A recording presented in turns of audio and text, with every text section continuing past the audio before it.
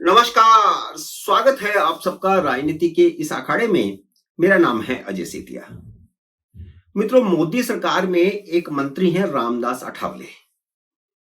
वह जब भी संसद में बोलते हैं ठाके लगते हैं, क्योंकि वह अपनी बात कविता में कहते हैं लेकिन बेबाकी से कहते हैं, साफ गोई।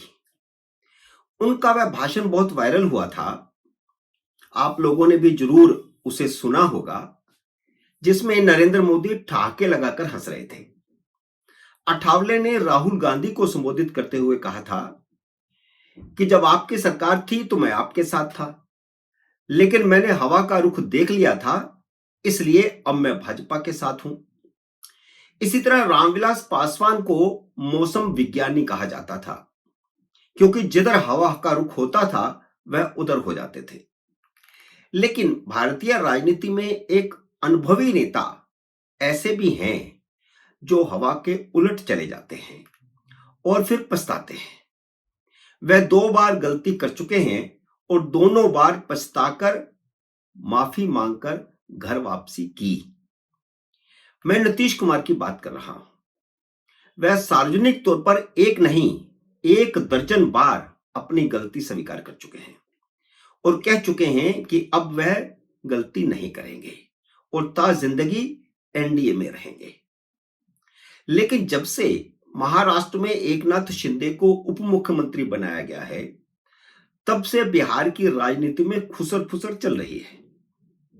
आज तक के एक कार्यक्रम में अमित शाह से महाराष्ट्र का उदाहरण देकर के बिहार के अगले सीएम पर सवाल किया गया था।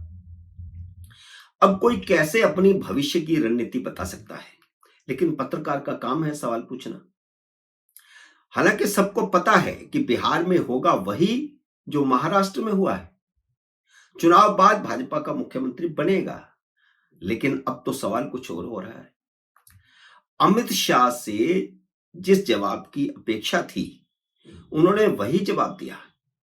उन्होंने कहा कि नीतीश कुमार और उनकी पार्टी और भाजपा का संसदीय बोर्ड बैठकर तय करेगा।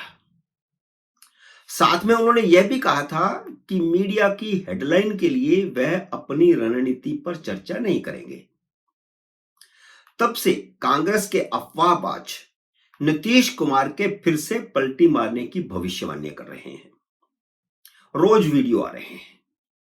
इससे स्पष्ट है कि यह सवाल प्रायोजित था, अनायास नहीं पूछा गया था, रणनीति बना करके पूछा गया था। इतना ही नहीं, कांग्रेस के अफवाहबाज नीतीश कुमार के पलटी मारने के बाद मोदी की सरकार गिरने की भविष्यवाणियां भी कर रहे हैं।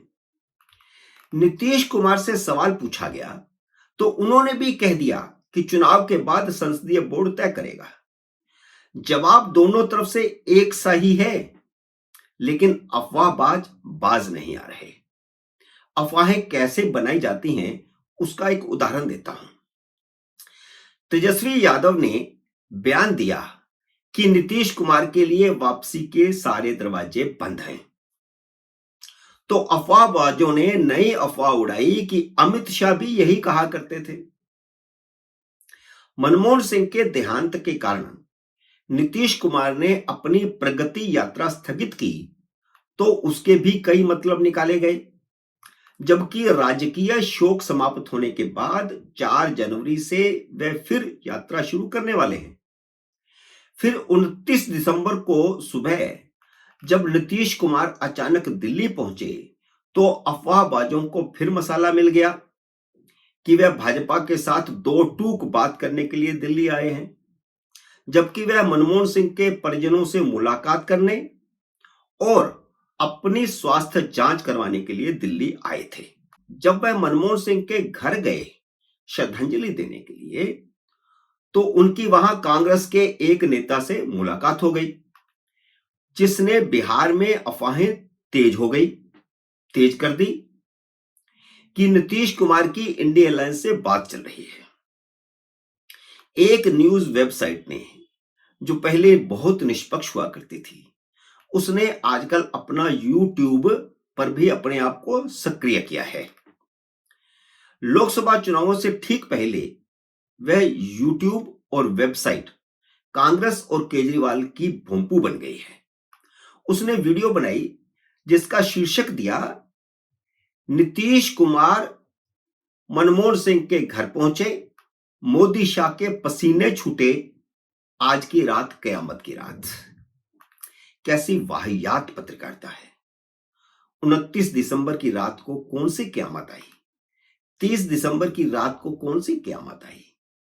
अब यहां से राजनीति का असली टर्निंग पॉइंट है, उसे समझने की जरूरत है। ऐसा नहीं कि राजनीति में कुछ हो नहीं रहा, हो रहा है, लेकिन संकेत कैसे हैं, उन संकेतों से हम समझ सकते हैं। इसे समझने की जरूरत है। मोदी ने आरिफ मोहम्मद खान को कोई यूं ही बिहार नहीं भेजा है।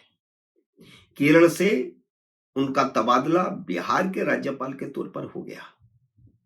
वह मुसलमान कम हैं, भारतीय ज्यादा हैं।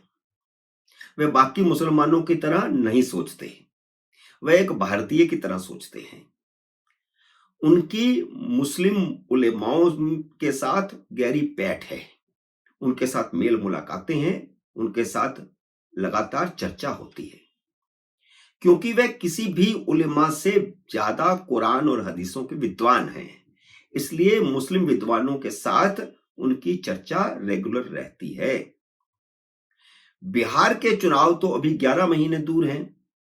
इस बीच वह बिहार के मुसलमानों में मोदी की छवि बेहतर बनाने की भूमिका निभाएंगे और कड़ी का काम करेंगे। इसमें कोई शक नहीं है कि बिहार में पिछड़ा और अति पिछड़ा वर्ग नीतीश कुमार का समर्थक है। अगर उन्हीं की रहनुमाई में चुनाव होता है तो एनडीए की जीत पक्की है। लेकिन अगर चुनावों से पहले नीतीश कुमार का कद मुख्यमंत्री से भी ऊंचा कर दिया जाता है तो महाराष्ट्र की तरह एनडीए की बम्पर जीत हो सकती है।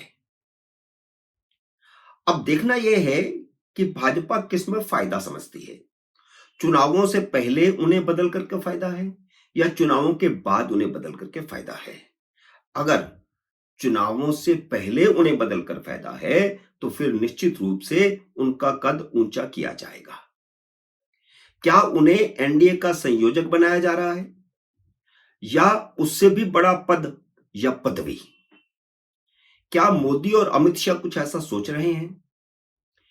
केंद्रीय मंत्री गिरिराज सिंह ने पिछले दिनों नीतीश कुमार और नवीन पटनायक को भारत रत्न देने की मांग की है। यह राजनीतिक का टर्निंग पॉइंट है। नरेंद्र मोदी ने पिछले 10 सालों में 11 भारत रत्न दिए हैं, जिनमें कांग्रेस के 3 बड़े नेता मदन मोहन मालवीय, नरसिम्हा राव और प्रणब मुखर्जी शामिल हैं। लोकसभा चुनावों से ठीक पहले चौधरी चरण सिंह को भारत रत्न दिया गया था। क्या नीतीश कुमार के साथ कुछ ऐसा होने जा रहा है? क्या चुनावों से पहले ही उनकी ससम्मान विदाई की योजना बनाई गई है? और यह विदाई की योजना तब बनाई जाएगी अगर भाजपा को लगेगा कि उसका मुख्यमंत्री बनाने से जीत पक्की होती है।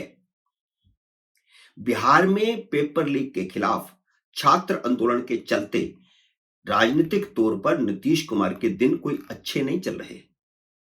नीतीश कुमार के पास नवीन पटनायक से बेहतर विकल्प मौजूद हैं और छात्र आंदोलन से कैसे निपटना है यह भी शायद कुछ भी फैसला होने से पहले नीतीश कुमार बेहतर तरीके से निपट लेंगे।